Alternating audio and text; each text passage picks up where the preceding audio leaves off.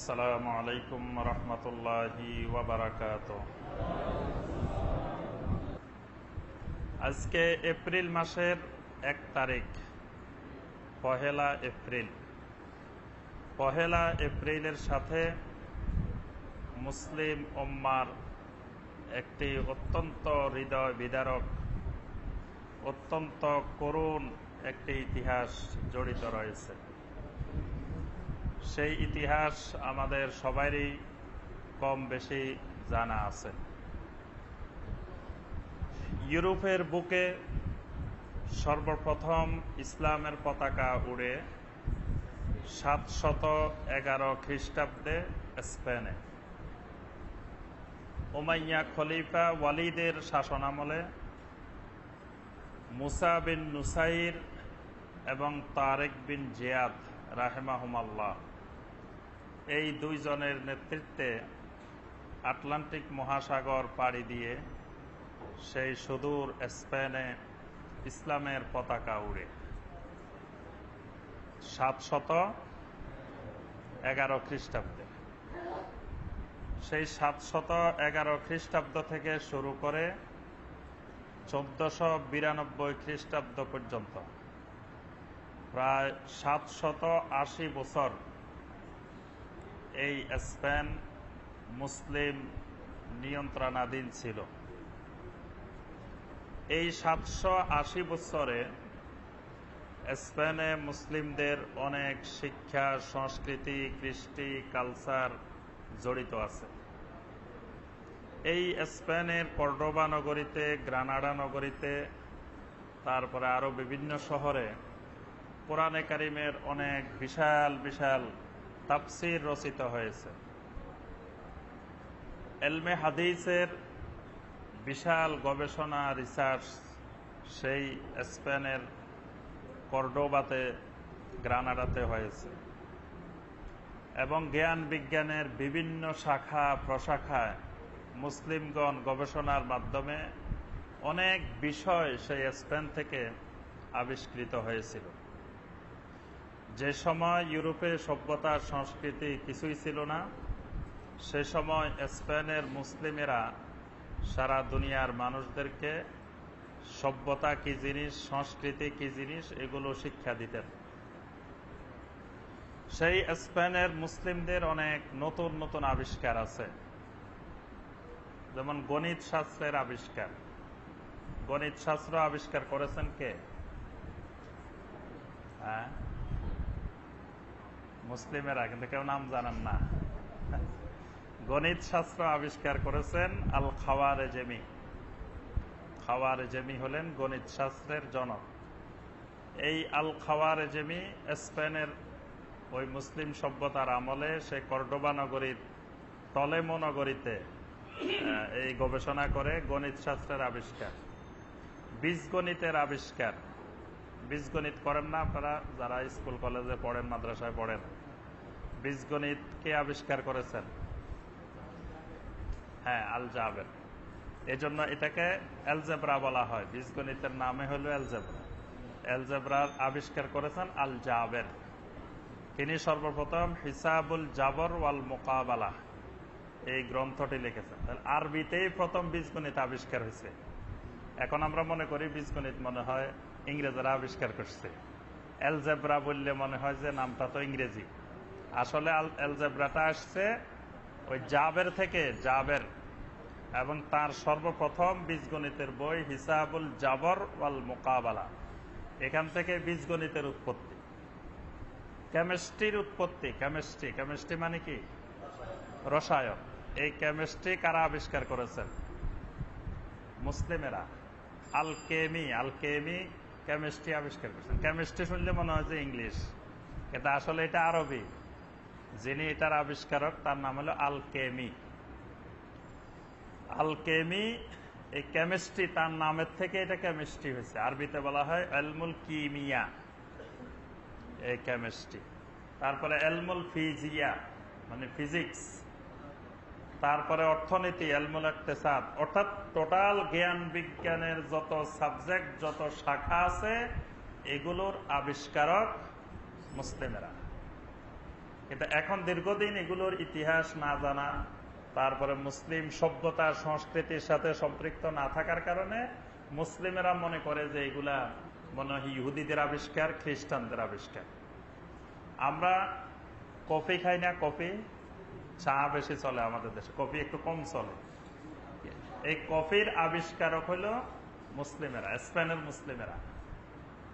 Coffee যে খায়, এটা যে খাওয়ার জিনিস, এটা পৃথিবীর মানুষ জানতো না। এটা স্পেনের মুসলিমেরাই প্রথম এটাকে একটা পানীয় হিসাবে এটা আবিষ্কার করে। তারপরে ইউরোপের মানুষ পায়ের নিচে বালিশ দিয়ে ঘুমাইতো। স্পেনের মুসলিমেরা শিখাইলো না, বালিশ পায়ের নিচে দিতে হয় না, বালিশ দিতে হয় মাথার নিচে। ইউরোপের তখন খ্রিস্টানদেরকে জিজ্ঞাসা করা হয়েছিল, তোমরা পায়ের নিচে বালিশ দাও কেন? তারা বলল যে সারাদিন পরিশ্রম করে, মেহনত করে আমার পা, মাথা তো পরিশ্রম করে না, বালিশ মাথাকে দিব কেন? বালিশ তো পাকে দিব। পায়ের নিচে বালিশ দিয়ে ঘুমাইত। আর স্পেনের মুসলিমগণ ওই সময়ে মাথার নিচে বালিশ দিয়ে ঘুমাইত। তারা জানতো যে পা হইল গাধার মতো খাটে, কিন্তু পাকে পরিচালনা করে কোথা থেকে? হেড অফিস হইলো এখানে। তো হেড অফিসকেই তো আগে বালিশ দিতে হবে, পা তো বালিশ দরকার নাই। এটা ঠিক হইলে পা ঠিক মতো চলবে। এটা স্পেনের মুসলিমেরা শিখাইছে। তারপরে স্পেনের মুসলিমদের আরো অনেক অনেক আবিষ্কার। এই দীর্ঘ আবিষ্কারের মধ্যে বিশেষ করে 711 খ্রিস্টাব্দে উমাইয়া আমলে এই স্পেন মুসলিম শাসনে আসে। আব্বাসী আমলে এসে এটি জ্ঞান বিজ্ঞানের, সারা বিশ্বের মুসলিমদের জ্ঞান বিজ্ঞান নগরী হিসাবে পরিচিতি লাভ করে। সুবহানাল্লাহ। আর এটির রূপকার হলেন আব্বাসী খলিফা আবু জাফর আল মনসুরের সময় সকরে Quraysh, falcon of the Quraysh, একটা লোক আছে ফ্যালকন অব দ্য কোরাইশ। ইসলামের ইতিহাস যারা পড়ছেন জানেন, ইসলামের ইতিহাসে একজন মানুষ আছে যাকে বলা হয় ফ্যালকন অব দ্য কোরাইশ, আরবিতে বলা হয় সকরু কোরাইশ, কোরাইশদের বাজ পাখি। এই লোকের নাম হলো আব্দুর রহমান আদ-দাখিল। এই লোক হইলেন স্পেনে মুসলিম সভ্যতার জনক, আব্দুর রহমান আদ-দাখিল। আব্বাসী খেলাফতের এর আগে আমরা আলোচনা করছি, আজকে একটু পরীক্ষা নিব মনে আছে কিনা। আব্বাসী খেলাফত কত সাল থেকে কত সাল? আপনি ইতিহাস না জানলে কোরআনে কারিমও বোঝা যাবে না, সুন্নাহও বোঝা যাবে না, দ্বীনও বোঝা যাবে না। দ্বীনের সাথে ইসলামিক হিস্ট্রির যোগাযোগ আছে, ইসলামিক হিস্ট্রি বুঝতে হবে। তাহলে বুঝতে হবে যে কোনটা কোন যুগের খতিয়ান, কোনটা RS, কোনটা CS, কোনটা কি, এগুলো বুঝতে হলে আপনার হিস্ট্রি বুঝতে হবে, ইতিহাস বুঝতে হবে। তাহলে আব্বাসী খেলাফত হলো 750 খ্রিস্টাব্দ থেকে 1258 খ্রিস্টাব্দ। 750 থেকে 1258, এটা হলো আব্বাসী খেলাফত। আব্বাসী খেলাফতের প্রথম যিনি খলিফা তার নাম হলো আবুল আব্বাস আস-সাফফাহ। দ্বিতীয় যিনি খলিফা তার নাম হলো খলিফা আবু জাফর আল মনসুর। আব্বাসী খলিফারা যখন ক্ষমতায় আসলো তখন বাগদাদ নগরীর উপরে এমন বিশাল জুলুম পরিচালনা করা হয়েছে, যেই জুলুমে কয়েক লক্ষ উমাইয়াদেরকে হত্যা করা হয়েছিল। এবং বাগদাদ নগরীর ড্রেনগুলো, গলিগুলো রক্ত দ্বারা প্রবাহিত হয়েছিল। এবং নীল নদের বিভিন্ন কালার বিভিন্ন যুগে হয়েছে। এই 1258 সালে নীল নদের পানি লাল রং হয়ে গিয়েছিল। তখন এটা নীল নদ ছিল না, লাল নদ হয়েছিল এই উমাইয়াদের রক্তে। এই জন্য আরো মারছে তো মারছে, আরো দেখেন মানে গর্ব করে তার নাম লাগাইছে আস-সাফফাহ। তার নাম হলো আবুল আব্বাস, তার নামের সাথে উপাধি লাগাইছে আস-সাফফাহ। সাফফা মানে রক্ত পিপাসু, যে লোক ধরে ধরে রক্ত খায় তাকে বলা হয় আস-সাফফাহ। তার নামের সাথে উপাধি লাগাইছে যে আবুল আব্বাস আস-সাফফাহ।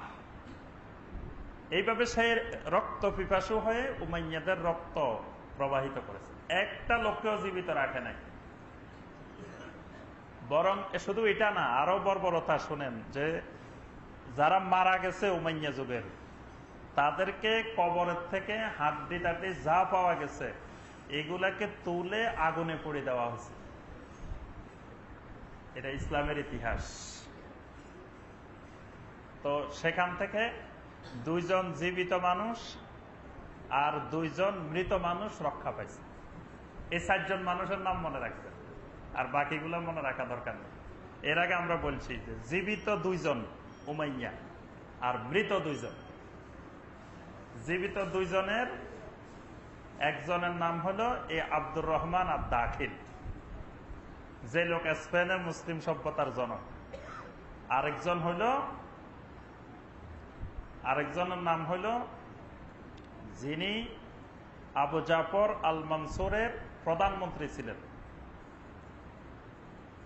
এই উমাইয়া শাসকদের উমাইয়া যুগেরই একজন ব্যক্তি, তার নাম হলো ইবনে জায়েদা। তার নাম হলো ইবনে জায়েদা। এই দুটা মনে রাখবেন, একটা ইবনে জায়েদা আর একটা আব্দুর রহমান আর দাখিল। এই 2 লোক জীবিত মানুষ। আর মৃত মানুষের 2 জন, একজন হলেন কাতেবে ওহী মুয়াবিয়া রাদিয়াল্লাহু তাআলা আনহু, আরেকজন হলেন, তিনিও খোলাফায়ে রাশেদিন বলা হয় তাকে, ওমর বিন আব্দুল আজিজ রাহিমাহুল্লাহ। 2 জন। এবার শুনেন সংক্ষিপ্তভাবে 4 জন কেমনে বাঁচি গেল, কি কারণে বাঁচলো। সব মানুষের এইভাবে কবর থেকে তুলে ফুটলো, আবার জীবিত গুলা হত্যা করলো, এরা বাঁচলো কেমনে? এদেরকে নিয়ে বিশাল বিশাল সাহিত্যের ভান্ডার আছে। ইবনে জায়েদার নামেও দেখবেন যে অনেক অসংখ্য নাটক, উপন্যাস, সাহিত্য রচিত হয়েছে। আব্দুর রহমান আর দাখিলের নামে রচিত, আরবি ভাষার চক্রে কুরাইশের উপরেই 10-15টা সাহিত্য রচিত হয়েছে শুধু এই আব্দুর রহমান আর দাখিলের উপরে। আব্বাসীয়রা যখন সবাইকে ধরে ধরে যেখানে যাকে পাচ্ছে হত্যা করতেছে, তখন এরা 2 ভাই, আব্দুর রহমান আর সুলাইমান, এরা 2 ভাই। দোনো ভাই আব্বাসীয় খেলাফত থেকে পালিয়ে স্পেনের দিকে রওনা দিছে। এরা যখন নীল নদের পাড়ে যায়, আব্বাসীয়রা গিয়ে তাদেরকে ধরে ফেলবে, তখন নদীর মধ্যে সাঁতার দিছে এরা 2 জন। আব্বাসীয় সৈন্যরা গিয়ে বলল, শোনো তোমরা চলে আসো, তোমাদেরকে আমরা মারবো না। তখন তারা নদীর মাঝখানে। সুলাইমান তাদের কথা বিশ্বাস করে এদিকে চলে আসছে, আব্দুর রহমান তাদের কথা বিশ্বাস করে নাই, ওইদিকে চলে গেছে। একজন গিয়ে ওই পাড়ে উঠে গেছে, আরেকজন এই পাড়ে উঠছে। এই আব্দুর রহমান আর দাখিল ওই পাড়ে গিয়ে দেখতেছে তার ভাইকে এই পাড়ে হত্যা করতেছে। সেই ওই নদীর ওই পাড়ের থেকে দেখেছে। অর্থাৎ সেই যদি এখানে ফিরে আসতো তাকেও হত্যা করা হতো, কিন্তু সে বুদ্ধি করে নদীর ওই পাড়ে চলে গেছে। চলে যাওয়াতে আলহামদুলিল্লাহ সে বেঁচে গেছে, এবং সে অনেক ইতিহাস পরিক্রমার মধ্য দিয়ে সে স্পেনে চলে গেছে। স্পেনে গিয়ে মুসলিম সভ্যতা গড়ে তুলছে। কারণ আব্বাসীয়রা, উমাইয়ারা এবং আব্বাসীয়রা, তারা হলো ইসলামী সভ্যতা সংস্কৃতির জনক। তারা সারা বিশ্বে সকল সংস্কৃতি গড়ে তুলছে। তো এই লোক উমাইয়া সংস্কৃতি সব স্বচক্ষে দেখেছে। এই লোক আবার স্পেনে গিয়ে সেই সংস্কৃতি, সেই সভ্যতা গড়ে তুলছে। আরেকজনের নাম বলছি কি, ইবনে জায়েদা। ইবনে জায়েদার আবার বিশাল ইতিহাস। ইবনে জায়েদা উমাইয়া আমলের প্রধানমন্ত্রী ছিল। যখন আব্বাসীয়রা ক্ষমতায় আসে, খুঁজতেছে ইবনে জায়েদাকে, কোথায় কোথায় পাওয়া যায়, কোথায় পাওয়া যায়। তো ইবনে জায়েদা কি করছে, দাড়ি টাড়ি সব কেটে ফেলছে। আগে লম্বা দাড়ি ছিল, সব দাড়ি কেটে ফেলছে। আগে যে লেবাস ছিল, লেবাস পরিবর্তন করে ফেলছে। পরিবর্তন করে দরবেশ হয়ে গেছে, চুলে জট বেঁধে গেছে, রাস্তাঘাটে পড়ে থাকে, মনে হয় যে এটা পাগল। এরকম চেহারা সুরত পরিবর্তন করে জঙ্গলে চলে গেছে। তার সাথে কিন্তু অনেকের দেখা হয়, কিন্তু কেউ চিনে না যে এই লোক ইবনে জায়েদা। তো সর্বশেষ আবু জাফর আল মনসুর ঘোষণা দিলেন যে ইবনে জায়েদাকে যে ধরে নিয়ে আসবে তাকে 50 লক্ষ স্বর্ণ মুদ্রা দেওয়া হবে। তখন অনেক লোক এই 50 লক্ষ স্বর্ণ মুদ্রার কথা শুনে খোঁজা শুরু করে দিছে ইবনে জায়েদাকে কোথায় পাওয়া যায়। এক লোক গিয়ে ধরে ফেলছে তাকে জঙ্গলের মধ্যে। ধরে বলল যে তুমি তো এমন এক ব্যক্তি যে ব্যক্তিকে বাদশাহ খোঁজে। তখন ইবনে জায়েদা চিন্তা করে, ঘটনাকে আমাকে আবার বাদশাহ খুঁজে, আমি একটা পাগল মানুষ। ওই লোক বলতেছে, তুমি পাগল হবার যাই হও, তোমাকে আমি বাদশার দরবারে নিয়েই ছাড়বো। সর্বশেষ তার হাতে একটা হীরার আংটি ছিল, এই ইবনে জায়েদের হাতে। তো বললো যে আমাকে যদি তুমি বাদশার কাছে নিয়ে যাও, তোমাকে বাদশা দিবে 50,000 স্বর্ণ মুদ্রা, আর আমার এই আংটিটার দাম হলো 1 লক্ষ স্বর্ণ মুদ্রা। তাহলে তুমি আমাকে না নিয়ে এটা নিয়ে যাও, তাহলে তুমি 1 লক্ষ স্বর্ণ মুদ্রা পেয়ে যাবে। সে বললো যে না, আমি তোমাকেও নিলাম না, এই হীরার আংটিও নিলাম না, রেখে দিয়ে সে চলে গেছে। এই লোক আবার বুদ্ধি করছে যে এই আবু জাফর আল মনসুরের হাত থেকে বাঁচা যাবে না, বাঁচতে হলে কি করতে হবে? সে জঙ্গলের মধ্যে একটা গেরিলা বাহিনী গঠন করল। সে নিজের একটা দস্যু বাহিনী জঙ্গলের মধ্যে গঠন করছে, তাদেরকে ট্রেনিং দিচ্ছে। তো ট্রেনিং দিয়ে এরা বাদশার রাজদরবারের সামনে দিয়ে ঘুরাফেরা করতে করতে, বাদশাহ বুঝতো না, এরা সব দরবেশ ছিল। এই বাহিনীর যত সদস্য সব চুল জট বাঁধা ছিল, মানে পাগলের মতো ছিল, দেখলে মনে হতো যে এরা দরবেশ। আসলে এরা সব হইলো, ওই দিন পত্রিকায় আসছে যে গত সপ্তাহে, যে আমাদের আশেপাশে যে সকল পাগল ঘুরে এরা পাগল না, এরা হোঁশের পাগল। দেখবেন যে আশেপাশে রাস্তাঘাটে অনেক পাগল বসে আছে, তো পত্রিকায় আসছে ওই দিন যে আসলে এরা পাগল না, এরা বিভিন্ন এজেন্ট, এরা খোঁজ খবর রাখে, কাজ করে। তো এরাও দরবেশ না, এরা হইল ওই ইবনে জায়েদার গ্রুপের লোক। এর মধ্যে আমরা সংক্ষিপ্ত করতেছি ঘটনাটা, এর মধ্যে আবু জাফর আল মনসুরের দাস দরবারের সামনে রাওয়ান্দিয়া সম্প্রদায় নামে একটা সম্প্রদায়ের আবির্ভাব ঘটে। এই রাওয়ান্দিয়ারা বলতো কি, হাজা বাইতু মাবুদিনা, এই যে মনসুরের রাজপ্রাসাদ দেখতেছ, এটা আমাদের মাবুদের ঘর। নাউজুবিল্লাহ। মানে সেরেকি কথা বলতো এরা। বাদশাকে এত ভক্তি করতে করতে সেরেক করে বসে থাকে। বাদশাহ এদেরকে অনেকবার নিষেধ করছে, তাও এরা শুনে না। শেষ পর্যন্ত বাদশাহ নির্দেশ দিল যে রাওয়ান্দিয়া সম্প্রদায়কে এখান থেকে মেরে এখান থেকে বের করে দাও, এরা আর এখানে থাকতে পারবে না। আচ্ছা, বের করে দিল। বের করে দেওয়ার পরে এরা এত রাগান্বিত হলো বাদশার উপরে, যে আমরা বাদশারে এত মহব্বত করি, আর বাদশাহ আমাদেরকে মেরে বের করে দিল, বাদশারে শেষ করে দিতে হবে এবার। একদিন এরা রাওয়ান্দিয়া সব মিলে বাদশার কাছে আসে বলে যে বাদশাহ, আমরা তো আপনারা অনেক মহব্বত করি, আমরা একটু আপনার সাথে দেখা করতে আসছি।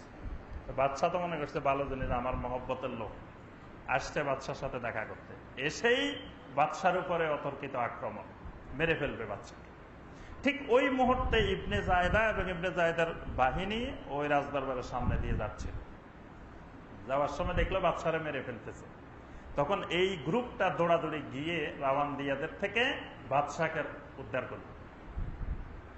এবার বাদশাহ যখন এদের থেকে বাঁচে দেখে যে কিছু দরবেশ তাকে রক্ষা করছে। জিজ্ঞাসা করলো, তোমরা কারা? তোমরা আমাকে রাওয়ান্দিয়াদের থেকে রক্ষা করলা? বললো যে আমরা ওই ব্যক্তি যার মাথার দাম 50,000 স্বর্ণ মুদ্রা। ওই ইবনে জায়েদা বললো যে আমি ওই ব্যক্তি যে ব্যক্তির মাথার মূল্য 50,000 স্বর্ণ মুদ্রা। তখন বাদশাহ বুঝতে পারলো যে এটা হলো ইবনে জায়েদা। তখন তার কাছে ক্ষমা চাইলো। ক্ষমা চেয়ে এই ইবনে জায়েদাকে খলিফা আবু জাফর আল মনসুর আব্বাসী খেলাফতের প্রধানমন্ত্রী হিসাবে নিয়োগ দিয়েছিলেন। যাকে আগে মেরে ফেলার জন্য বলছিলেন, পরে তাকে প্রধানমন্ত্রী হিসাবে নিয়োগ দেন। তাহলে এই লোকটা আর আব্দুর রহমান আর দাখিল, জীবিত দুইটা মানুষ রক্ষা পাইছেন, আর মৃত দুজন মানুষ রক্ষা পাইছেন। একজন হলেন মুআবিয়া রাদিয়াল্লাহু তাআলা। মুআবিয়া রাদিয়াল্লাহু তাআলা রক্ষা পাওয়ার কোনো কারণ ছিল না, তার কবরটা খুঁজে পাওয়া যায়নি। তার কবরটা কোথায় এটা খুঁজে পায়নি, এজন্য তাকে কবর থেকে তুলতে পারেন। আর ওমর বিন আব্দুল আজিজ রাহিমাহুল্লাহ, তিনি যেহেতু হাদিস সংকলন করেছেন, ইসলামের অনেক খেদমত করেছেন, এজন্য তার প্রতি সম্মান দেখিয়ে তার লাশটা কবরের থেকে তোলা হয়নি। মৃত দুইজন মানুষ রক্ষা পেয়েছে। এই ইতিহাসটাই জন্য বললাম যে আব্বাসীয় খেলাফতের আমলে এই আব্দুর রহমান আর দাখিল তিনি স্পেনে গিয়ে মুসলিম সভ্যতা সংস্কৃতি গড়ে তোলেন। 1492 খ্রিস্টাব্দ পর্যন্ত স্পেনে মুসলিমদের শাসন থাকলো। 1492 সালে খ্রিস্টানেরা এই স্পেন দখল করলো। সেই খ্রিস্টান রাজা ফার্দিনান্দ আর রানী ইসাবেলা তারা এটা দখল করে দিল। দখল করে এবার ঘোষণা দিল যে এটি একটি খ্রিস্টান রাষ্ট্র, এখানে কোনো মুসলিম বসবাস করতে পারবে না, সবাই খ্রিস্টান হয়ে যেতে হবে। তখন মুসলিমেরা বাড়িঘর ছেড়ে পাহাড়ে জঙ্গলে বিভিন্ন জায়গায় আশ্রয় নিল এবং মুসলমানদেরকে তখন কুকুর লেলিয়ে দেওয়া হতো। মুসলিমদেরকে ধরে এনে কুকুর লেলিয়ে দেওয়া হতো, পা উপরের দিকে রেখে মাথা নিচের দিকে বেঁধে রাখা হতো। অসংখ্য নির্যাতন, যেই নির্যাতন আপনি ইতিহাসে পড়লে মানে চোখের পানি ধরে রাখতে পারবেন না। করুণ ইতিহাস স্পেনের মুসলিমদের। সর্বশেষ এই রাজা এবং রানী মিলে ঘোষণা দিল যে যারা এই দেশে থাকতে চাও তারা মসজিদে ঢুকো, আর যারা এই দেশ থেকে চলে যেতে চাও মুসলিমদের, তারা সাগরে গিয়ে জাহাজে উঠো। জাহাজে উঠলে তাদেরকে আমরা মরক্কো পাঠাই দিব, আর যারা এই দেশে থাকতে চাইবে তারা মসজিদে ঢুকো। বাস মুসলমানেরা মনে করলো যে মসজিদে ঢুকলে আর জাহাজে উঠলে নিরাপদ। তখন এই 7 লক্ষ মুসলিম, 7 লক্ষ মুসলমান 1492 খ্রিস্টাব্দের 1 এপ্রিল তখন শিশু, বৃদ্ধ, কিশোর সবাইকে নিয়ে কেউ মসজিদে ঢুকলো, কেউ জাহাজে উঠলো। যারা মসজিদে ঢুকেছেন তাদেরকে সব মসজিদের একযোগে পুরো স্পেনে সব মসজিদে তালা মেরে দেওয়া হলো, বাইরে দিয়ে তালা মেরে মসজিদের মধ্যে আগুন লাগাই দেওয়া হলো। এই লক্ষ লক্ষ মুসলিম ভাই বোন, নারী, পুরুষ, শিশু, বৃদ্ধ এই মসজিদের মধ্যে, মসজিদও ফুটতেছে, তারাও আগুনে শাহাদাত বরণ করলেন। যারা সাগরে গিয়ে জাহাজে আশ্রয় নিলেন তাদেরকে বলা হয়েছিল মরক্কো পাঠিয়ে দিবেন, কিন্তু তাদেরকে সাগরের মাঝখানে নিয়ে যাওয়া হলো। সাগরের মাঝখানে নিয়ে নিচে দিয়ে, জাহাজের নিচে দিয়ে ফাটিয়ে দেওয়া হলো, ফুটা করে দিল যে যাতে পানি ঢুকে জাহাজ সাগরের মধ্যে ডুবে যায়। আর যারা এই কাজটা করেছে তারা সাথে আরেকটা জাহাজ নিয়ে গেছে, এটাকে ছিদ্র করে দিয়ে তারা ওই জাহাজে উঠে চলে আসছে। আর মুসলিমেরা সেখানে সাগরের মধ্যে ডুবে ওখানে লক্ষ লক্ষ মুসলিম শাহাদাত বরণ করেছে, কিছু সাগরে, কিছু উপরে। এই করুণ দিনটা হলো 1492 খ্রিস্টাব্দের 1 এপ্রিল। এই মুসলিমদের করুণ ইতিহাস দেখে, মুসলিমদের এই 7 লক্ষ মুসলিমের শাহাদাত দেখে খ্রিস্টানেরা আনন্দে একেবারে দিশেহারা। তখন তারা বলল, হায় রে মুসলমান, কত বোকা! এই মুসলমানদের থেকে আমরা এত কিছু শিখলাম, এত সভ্যতা শিখলাম, সংস্কৃতি শিখলাম, কিন্তু শেষে তারা তাদের নিজস্ব সংস্কৃতি, ইতিহাস ভুলে গিয়ে তারা যখন ভোগ বিলাসে মত্ত হয়ে গেল, তারা যখন তাদের নিজস্ব কৃষ্টি কালচার ছেড়ে খ্রিস্টানদের কৃষ্টি কালচার গ্রহণ করা শুরু করলো, তখনই তাদের পতন শুরু হলো। তো আর এরা আফসোস করে বলছিল যে হায়রে এপ্রিলের বোকা, মুসলমানদের নাম রেখেছেন এপ্রিলের বোকা, এপ্রিল ফুল, হ্যাঁ, মানে এপ্রিলের বোকা। এই ইতিহাস না জেনে আজকে আমরা দেখি আমাদের সমাজে মুসলিমদের ছেলেমেয়েরা এপ্রিল ফুল পালন করে।